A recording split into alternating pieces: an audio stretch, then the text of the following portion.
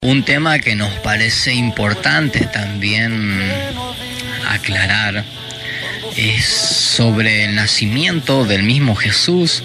Hay una postura que es católica, que viene desde hace bastante tiempo ya, y ellos dicen que la madre de Jesús, María, no era como las demás personas, no era como vos, no era como yo, no era como ninguna otra persona, que ella, dicen, ella había sido concebida santa, por eso le dicen inmaculada, santa, sin pecado a María. De ahí sale algo que está tomando cada vez más fuerzas ahora, que es la mariología, le llaman, que es toda una serie de doctrinas sobre María, ahí en donde a ella la consideran concebida, así como nosotros lo vemos a Cristo concebido santo y sin pecado. Ellos en algún momento dijeron, bueno, pero ¿cómo podía ser?, decían ellos, porque cuando un bebé es concebido en el vientre de una madre, hereda todas las características, por empezar la apariencia física, hasta por ahí el carácter, y así todo lo que es el ADN de la persona, ¿no? Y puede, como recién veíamos, de que se heredan enfermedades, se hereda todo de los padres, no exactamente todo, pero muchísimas cosas. Bueno, entonces ellos decían, ¿cómo solucionamos esto?, decían ellos. Si José no fue el padre de Jesús, está bien claro que Dios la cubrió a ella para que quede embarazada sin tener relaciones sexuales con José. Y decían, bueno, entonces debe ser que María fue concebida santa y sin pecado para que Jesús salga santo y sin pecado. Y ahí empezaron a meter un montón de cosas que nada que ver, o que al menos si uno busca en Dios la explicación correcta, todo esto es bastante distinta a la que han argumentado un grupo de hombres que fueron desarrollando, fueron armando esta enseñanza, esta doctrina de que María había sido concebida sin pecado. Si nosotros nos ponemos a pensar, entonces, si María fue concebida sin pecado, ¿qué ocurrió con la madre de María? Y así la madre de la madre de la madre, tendríamos que hacer una concepción santa y sin pecado. Hasta Eva, más o menos. Claro, hasta Adán. ¿Y cómo hacemos para esquivarlo a Adán y a Eva que caen en pecado? No hay forma de... Entonces vamos a tener que terminar atribuyéndole a algún personaje o alguna persona humana como nosotros de la historia de los antecesores de María. Vamos a tener que terminar atribuyéndole el don de ser concebido santo y sin pecado como lo fue Jesús. ¿Qué terminamos haciendo? Terminamos trasladando esta maravillosa concepción de Jesús, o sea, todo lo que fue ahí, el embarazo de María y la manera en que Dios lo realizó todo para que Él no tenga contacto ni siquiera con María en el vientre, algo que nos suena bastante raro, ¿no? Tenemos que trasladar todo eso a un antepasado de María para que venga una línea de nacimientos santos ahí, y sigue sin sentido, porque es más probable que sea el mismo Dios el que haya nacido santo y sin pecado a que haya sido un simple mortal que haya venido preparando el camino. Carece de sentido.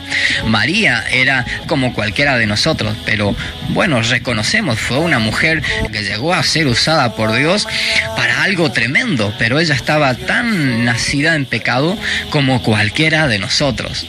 Ahora, el hecho de que ella era virgen cuando Jesús nace, bueno, es algo que hace resaltar, ¿no? Hace resaltar de que nunca había tenido un hijo, nunca había tenido relaciones con un hombre y queda embarazada. Hace bien patente ese actuar de Dios. Ahora, ¿qué ocurre con Jesús? O sea que hasta aquí tenemos que comprender de que María es una mortal más, es una mujer más de la tierra, concebida en pecado como cualquiera de nosotros. Ese acontecimiento extraordinario, Dios lo hace en sí mismo, en Jesús. en Jesús. No necesita hacerlo en ninguna otra persona. Entonces, Jesús tiene que ser el que nace de esa manera, sin tener contacto con la naturaleza pecaminosa del hombre. Él sí forma parte de la naturaleza del hombre, pero podemos imaginarnos ahí a un embrión, a un bebé en el vientre de María que no tenía absolutamente nada de contacto con María, porque el pecado que hay en nosotros no es que, bueno, somos pecadores y es un decir somos pecadores por lo que hacemos. Va mucho más profundo. Nosotros somos, como podemos ver, somos materia, podemos tocarnos, podemos sentir dolor, podemos sentir frío, calor. Somos materia sujeta a la materia de este mundo.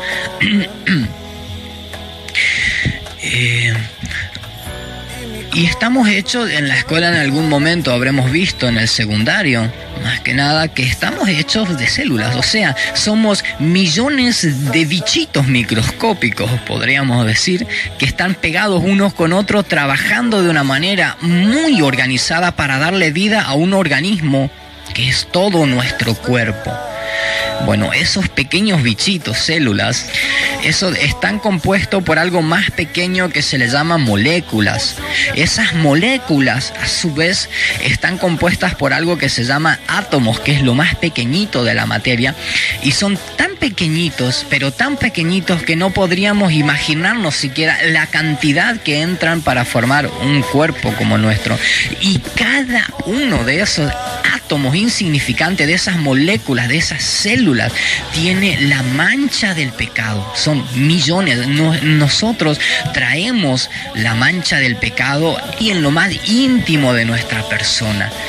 Y Jesús no podía tener absolutamente nada, ni el más mínimo contacto con el pecado humano. Por eso Él ya es concebido sin pecado, o sea, sin relaciones entre un hombre y una mujer, que son el medio por el cual el hombre hereda el pecado de Adán.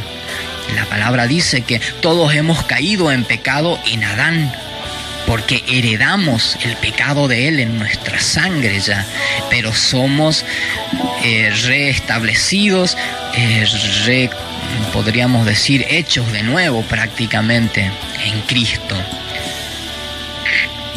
Entonces, volvemos otra vez ahí, a ese embrión en el vientre de María. Era Jesús formándose, y tiene que haber sido una forma completamente divina. Podríamos imaginarnos que a lo mejor lo que María comía y todo servía para alimentarlo, pero pasado, no sé, a través del Espíritu de Dios, de una forma en que Él era capaz de colarlo absolutamente todo, y que pase solamente el alimento, pero que no pase ni el más mínimo rastro siquiera de lo que podía ser hasta alguna pequeña célula, lo que sea de María. Tenemos que recordar que nosotros heredamos una y miles de nuestros padres. Ya a través de esa alimentación nomás estamos ahí en un contacto directo dentro del cuerpo de nuestra madre, en donde está pasando todo hacia el embrión. En Jesús esto no puede haber ocurrido por todo lo que mencionábamos recién. Él no podía heredar el pecado del hombre en lo más mínimo. Él es concebido de esa forma santa y pura. Todos los hombres podían ver a un bebé naciendo normalmente, pero nadie podía siquiera imaginarse todo lo que estaba ocurriendo en el vientre de María para que Él salga santo y perfecto y sin mancha alguna, y pueda llevar a cabo toda la ley que Dios nos había dejado de manera perfecta, y siendo santo, puro y sin pecado alguno, y sin ser culpable de nada, y sin merecerse absolutamente nada malo, haber cargado con el tremendo sacrificio, con el castigo, con la maldición que había sobre el hombre, y nada más y nada menos que recibirla por parte del mismo hombre, tan traicionero y tan malvado, lleno de pecado, ¿no?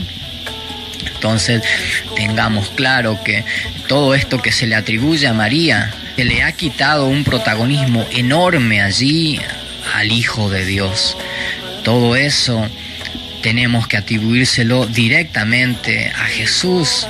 María fue una persona más que hoy, vamos a dejar bien claro, hoy no puede interceder por nadie. Ella cumplió su papel en la historia, así como también cumplió su papel en la historia Abraham, Moisés, David, Pedro, Pablo, todos estos personajes, ¿no? Así también María cumple un papel hermoso allí, que podríamos admirar, ¿no? Todo lo que habrá sido eso, un ángel apareciéndosele, y ella con la fe necesaria como para creer esto, porque también necesitaba creerlo. Podemos recordar lo que fue en la misma Biblia el nacimiento de Juan el Bautista, que se dice era primo de Jesús, primo hermano, o si no era primo hermano, ahí nomás igual tenían un parentesco muy cercano con Juan el Bautista. Juan el Bautista es concebido medio año antes, y justo el padre de Juan el Bautista, eso está creo que en Lucas, ahí en Lucas, empezando Lucas nomás, en donde se va contando bastante detallado todo esto. Y podemos ver cómo el padre de Juan el Bautista no creyó lo que el ángel, era un sacerdote dedicado al sacerdocio del templo, y no creyó cuando el ángel le habló. Le parecía muy increíble todo esto, era algo tan ajeno a la realidad en la que uno vive cotidianamente.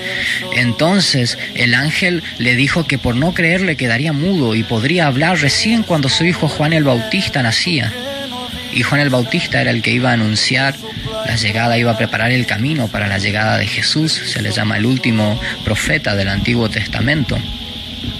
Así podemos ver a María, que ella, sin embargo, a pesar de que ni practicaba sacerdocio allí ni nada, ella fue capaz de creer. O sea, podemos atribuirle algo enorme a todo lo que hizo María, ¿no? Pero no podemos pasarle lo que le corresponde a Cristo a María. Eso es algo que no podemos hacerlo. Ella queda nada más que como una persona más allí.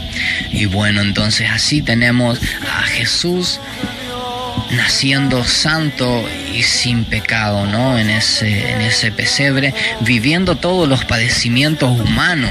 Eso es algo que hay que considerar también, porque no es que Jesús, bueno, hay partes en los evangelios en lo que nos llega a decir que Él es el rey, como un león, se lo compara también en el Antiguo Testamento, que regirá con vara de hierro. Sin embargo, la Biblia nos muestra a un Jesús viviendo todo lo que un humano ordinario, común y corriente llegaría a vivir. Él trabajaba, vivía en condiciones peores humanas. Claro, cualquier humano es. Sí, llegó al punto de vivir lo peor, ¿no?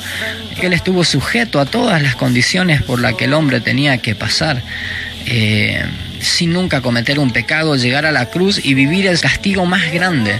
Y clamaba: Padre, ¿por qué me has abandonado? Y por ahí en la cruz, ahí antes de morir, y esta frase cuesta mucho ser comprendida, pero es que era Dios mismo. Él contaba con la absoluta protección de Dios. Él se sentía seguro en las manos de Dios, y de pronto tener que sentir por nosotros cómo esa protección, ese amor de Dios allí lo abandonaba por completo. Era como que se le arrancaba lo que lo era todo para Él. Nosotros, al no conocer cómo sería esa naturaleza divina, no podemos siquiera imaginarnos lo importante que era para Él estar completamente en las manos de Dios y tener que ser arrancado de eso por nosotros. Nosotros apenas, llegamos a la presencia de Dios, experimentamos lo que es estar seguro en las manos de Dios, y no queremos ni imaginarnos lo que sería quedarnos sin la protección de Dios. Bueno, Él, siendo Dios mismo, conociendo perfectamente lo importante y lo necesario que es estar en las manos de Dios, Él tuvo que ser arrancado de todo eso por nosotros, descender allí a los infiernos, vivir ese momento de terror en donde llegaba a decir: Padre, ¿por qué me has abandonado? Clamaba de una forma agonizante allí para partir hacia ese lugar de tormentos, en donde creemos que tampoco sufrió tormento allí, porque ni la muerte podía contenerlo, ni el infierno podía levantársele para infringirle algún tipo de castigo, por lo que él era santo, ¿no? Pero tuvo que ir a los infiernos por nosotros, por un montón de pecadores que de verdad nos merecíamos el infierno, y él ni siquiera llega al punto de decirnos, bueno, voy a hacer que aunque sea por lo malo que son, aunque sea muchos de ustedes, le den una probadita al infierno y vayan un tiempo y después sean restaurados para que vean lo que son las consecuencias. Y es increíble que Él nos amó tanto que aún ni siquiera eso permitió, y nos lleva directamente a estar con Él.